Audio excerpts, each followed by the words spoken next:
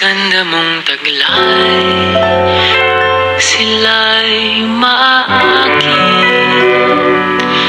kapag tinapuan ng tanaw. Mabibighani ang sinumang sisilay. ¿Quién es ella? La bulaqueña. Wari mo ay buhay na obra, hinaling tulad kay Maria Clara. Sino ka ba sa buhay ni Luna? ¿Quién es ella? La bulaqueña. Larawan ng dalagang Pilipina. Sa barot sayang walang kaparis, taglay mo ay gandang walang kawangis. Isang mahiwagang dilag na ang ngalan ay di ko alam. Sino ka nga bala, Bulaqueña? Kailan kaya?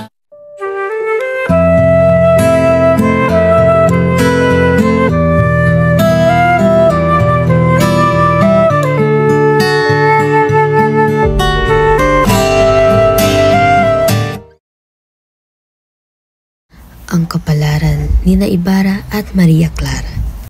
Isang kwento ng pag-ibig, sakripisyo at trahedya. Ito ang naging kapalaran ni Ibarra at Maria Clara. Sa tahanan ng mga De Los Santos, isang marangyang handaan ang inihanda ni Kapitan Tiago. Tumating si Crisostomo Ibarra matapos ang mahabang pananatili sa Europa. Mabutit nakauwi ka na, Crisostomo. Ikaw ay pinagmamalaki ng buong bayan. Ikinagagalak kong muling masilayan ng ating bayan. Ngunit higit sa lahat, nais kong makita si Maria Clara. Pasok si Maria Clara, nangingilit ang luha. Nagkatitigan sila ni Ibarra, ngunit may lungkot sa kanyang mga mata.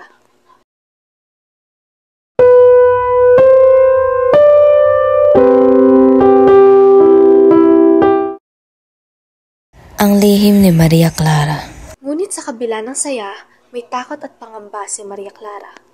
Sa kumbento, habang kausap ni Padre Salvi. Maria Clara, may isang katotohanang matagal nang inilihim sa iyo. Ano po yun, Padre? Ang iyong tunay na ama ay si Padre Damaso. Hindi ito maaari. Siya ang dahilan kung bakit nais kang ilayo kay Ibarra. At kung nais mong malaman ang buong katotohanan, may hinihiling ako sa iyo. Ano ang nais ninyo? Ngumiti ng tuso si Padre Salvi at inilabas ang isang liham. Sulat ng iyong ina, si Pia Alba, isang patunay ng lahat ng kanyang pinagdaanan. Kapalit ng liham ni Ibarra, ibibigay ko ito sa iyo. Dahan-dahan niyang ibinigay ang sulat ni Ibarra.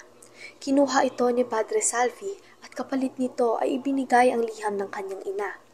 Binasa ito ni Maria Clara habang nangingilid ang luha. Inang, kaano at hindi ang iyong pagdarusa.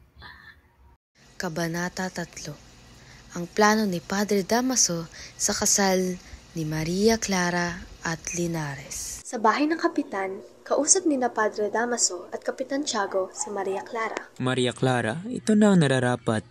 Si Alfonso Linares ay isang lalaking may pinag-aralan at marangal na pamilya. Hindi mo na dapat pang isipin ang tungkol kay Ibarra. Padre, hindi ko siya mahal.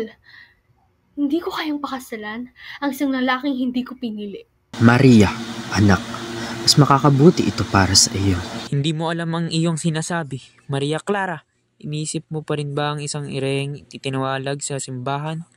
Ikaw isang masanuring anak at gagawin mo ang ipinag-uutos namin. Natiling tahimik si Maria Clara, ngunit sa loob-loob niya, unti-unting nasisira ang kanyang puso. Kabanata 4. Ang pagtatalo ni Ibarra at Linares. Sa isang hardin malapit sa tahanan ng mga De Los Santos, nagtagpo sina Crisostomo Ibarra at Alfonso Linares.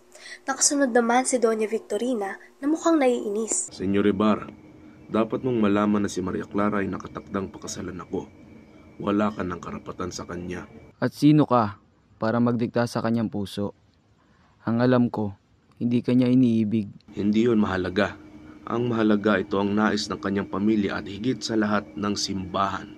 Hindi ako papayag na ang babaeng mahal ko ay mapunta sa isang lalaking walang sariling paninindigan. Nag-init ang dugo ni Linares. Sumugod siya kay Ibarra, ngunit mabilis itong naiwasan ni Ibarra. Nagpalitan sila ng mabibigat na salita. Ay Diyos Pio, Alfonso, huwag mong hayaang bastusin ka ng hamak na indio. Hindi kita uurungan, Ibarra. Muntik nang magkaroon ng pisikal na sagupaan, ngunit dumating ang ilang alila at pinigilan sila. Alfonso, hindi ka man lang marunong lumaban, napakahina mo. Kaya siguro hanggang ngayon, wala ka pang posisyon sa gobyerno. Naiinis na tiningnan ni Linares si Doña Victorina, ngunit hindi na siya sumagot. Samantala, si Ibarra ay umalis na lang, dala ang hinanakit at puot sa puso.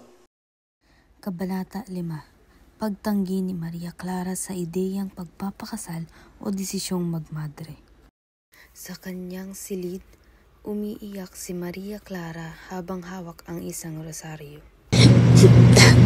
Diyos ko, wala na akong ibang mapagpipilian. Kung ang buhay ko ay ipipilit nila, itali sa isang lalaking hindi ko ibig-ibig.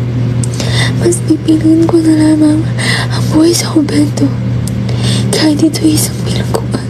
Pumasok si Tia Isabel, halatang nag-aalala. Maria Clara, anak, ano ang iyong iniisip? Tia, wala lang natitirang kalayahan para sa akin. Hayaan ko na lang ng Diyos ang humawak ng aking kapalaran. Papasok ako sa kumbento. Niyakap siya ni Tia Isabel ng mahigpit, habang si Maria Clara ay tahimik na lumuluha. Kabanata 6. Ang sakripisyo ni Maria Clara. Sa kumbento, kinausap siya ni Padre Salvi. Sabihin ninyo, Padre, ano ang aking dapat gawin? Isuko mo ang iyong kalayaan. Pumasok ka sa kumbento at kapalit nito, ililigtas ko si Ibarra. Dahan-dahan siyang pumikit, tinanggap ang kanyang kapalaran. Kung ito lamang ang paraan upang siya ay mabuhay, handa akong magparaya. Lumakad siya papasok sa kumbento, habang sa malayo, si Ibarra ay inululuwas bilang isang bilanggo. Kabanata 7. Ang huling hinanakit. Sa loob ng kumbento, ilang buwan matapos pumasok si Maria Clara. Wala na akong ibang dahilan upang mabuhay. Sa loob ng mga pader na ito, ako ay isang bilanggo. Hinawakan niya ang rosaryo sa kanyang dibdib, habang bumagsak ang isang luha sa papel na hawak niya. Sa malayo, isang kaluluwang sugatan ang tuluyang naglaho sa dilim. I will fall in love with you over and over again. I don't care how or when, no matter how long it's been, you're mine. Don't tell me you're not the same person. You're always my husband and I've been waiting.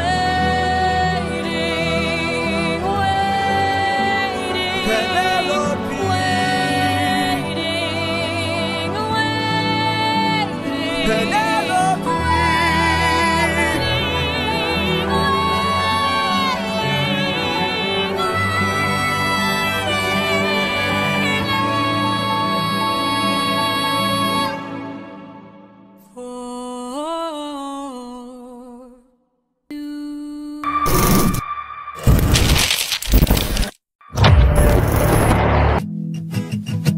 Inihagis ang bato at panoorin, lumubog ito hanggang sa pinakamalalim.